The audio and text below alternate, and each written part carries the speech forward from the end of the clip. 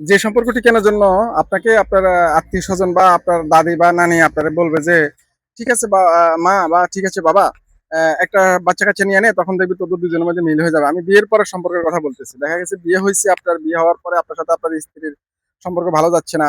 অথবা আপনার স্ত্রীর সাথে আপনার সম্পর্ক বা আপনার সাথে আপনার স্ত্রীর মানে ২ জনের একজনের সাথে ২ জনের সম্পর্ক অতটা ভালো যাচ্ছে না। মানে অতটা আ আ মা মানে খাপ খাচ্ছে না। তাল গলে যাচ্ছে সম্পর্কটা। মিল হচ্ছে না, মিলে না, মনের মিল হয় না বা ম্যাচুরিটি আসে না, ২ জনের মধ্যে মিল নাই। কোন কিছুর মতের মিল নাই বা মতের অমিল, চলাফেরার অমিল, সবকিছুর অমিল। অনেক সময় দেখা গেছে নানান ধরনের সমস্যা থাকে, নানান ঝামেলা হয়ে থাকে। এখন এই সময় এই মুহূর্তে আপনাকে আপনার পাড়া প্রতিবেশীরা বা দাদা বা মুরুব্বিরা যারা আছে বা দাদি বা নানি, এরা বলে যে, "আচ্ছা ঠিক আছে মা" অথবা ছেলেটাকে বলে, "আচ্ছা ঠিক আছে বাবা, একটা বাচ্চা-কাচ্চা নিয়ে নে, তখন সম্পর্কের উন্নতি হবে বা সম্পর্ক ঠিক হয়ে যাবে।" ভাই এই জিনিসগুলো যারা করবেন তারা ভুল করবেন ভাই। সম্পর্ক আচ্ছা বলুন তো আমার এই ভিডিওটা যারা এখন দেখতেছেন, যদি এই কেসের যে রোগীগুলো আছেন বা যে মানুষগুলো আছেন তারা তারা একটু বলে যান বাচ্চা-কাচ্চা নেওয়ার পরে আপনার সম্পর্ক ঠিক হইছে এমন কেউ আছেন কি? যদি থাকেন তাহলে কমেন্টস এ বলে যাবেন। আর বাচ্চা-কাচ্চা নেওয়ার পরে যদি সম্পর্ক ঠিক আগের মতোই থাকে বা সেই যন্ত্রণাময় থাকে তাহলে একটু কমেন্টস এ বলে যাবেন। বাচ্চা-কাচ্চা নিলেই যদি সম্পর্ক ঠিক থাকতো তাহলে বাচ্চা-কাচ্চার আগে কি সমস্যা ছিল ভাই? বাচ্চা-কাচ্চা নেওয়ার পরে কখনোই সম্পর্ক ঠিক হবে না। ঠিক হয় না, হওয়ার নয়। আর একজন এক এক একটা ছেলে যখন একটা মেয়ের সাথে বিয়ে হয়, অ্যারেঞ্জ ম্যারেজ হয় বা লাভ ম্যারেজ হয়, লাভ ম্যারেজ হইলে তো হইলই। হ্যাঁ? কিন্তু মনের মিল আছে। তারপরেও কিছুদিন ঠিক থাকে। তারপরে যদি অমিল হয় বা কোনো কারণে কোনো কিছু কোনো দুর্ঘটনা ঘটে সেটা হচ্ছে হলো অন্য ব্যাপার।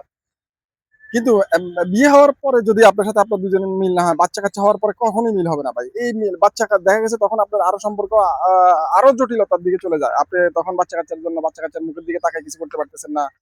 তারপরে এই বাচ্চার কি হবে? তখন এই দোহাই চলে আসে। তখন বাবা-মারা বলে যে বা মুরুব্বিরা বলে যে মুরুব্বিরা বলে যে একটা বাচ্চা-কাচ্চা নিয়ে নে বা সন্তান নিয়ে নে তখন দেখবি সব ঠিক হয়ে যাবে। সেই মুরুব্বিরাই তখন বলে যে এই বাচ্চার কি হবে? এই বাচ্চার কি হবে?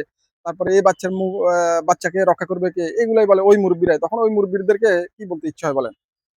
যে মুরুব্বিরা এই কথা বলে আপনার লাইফটা শেষ করে দিছে। মানে জীবন শেষ। বাচ্চা-কাচ্চা হলে যদি সম্পর্কের মিলন হয় বা সম্পর্কের পূর্ণতা পায় তাহলে কিন্তু ভাই এই সম্পর্কের দরকার নাই। যে সম্পর্কে বাচ্চা-কাচ্চার জন্য আপনার সাথে আপনার স্ত্রীর সাথে বা আপনার সাথে আপনার বউয়ের জামাইয়ের সাথে যে স্বামীর সাথে সুসম্পর্ক হবে বাচ্চা-কাচ্চার জন্য। এই সম্পর্কের কোনো দরকার নাই। এই সম্পর্কে যারা আ পড়ছেন বা এই সমস্যায় যারা আছেন তাদের জন্য বুক ভরা করুণা, বুক ভরা দুঃখ, তারপরে হৃদয় বিদারক জীবন নিয়ে তারা বসবাস করতেছেন আমি জানি। হুম?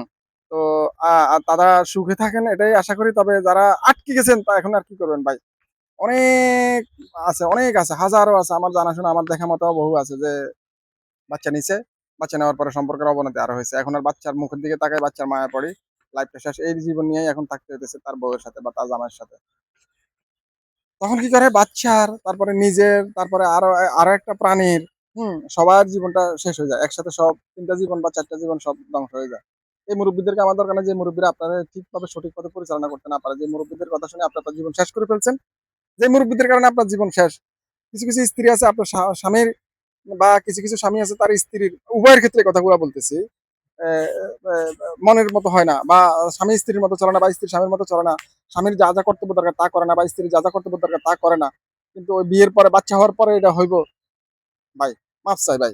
এই জিনিসটা করো না ভাই। আল্লাহর দোহাই দিছি। যারা অন্তত অন্ততপক্ষে বিয়ে করছো এখনো বাচ্চা হয় নাই কিন্তু এর সমস্যার মধ্যে আছো। আমি চ্যালেঞ্জ দিলাম। তুমি আমার কাছে মানে কিভাবে এটার গ্যারান্টি নিতেছো আমি সেভাবে গ্যারান্টি দিব। এরকম হাজারো কেস আছে যে এই সম্পর্কগুলা ঠিক হয় না। এরকম হাজার কেস আছে এই সম্পর্কের কোনো ঠিক নাই, হয় না। হবে না। তুমি আগে থেকে কেটে বড় ভাই সটকে যাও।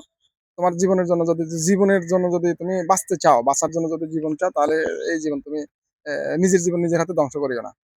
সুন্দর করে নিজে আলাদা হয়ে যাও।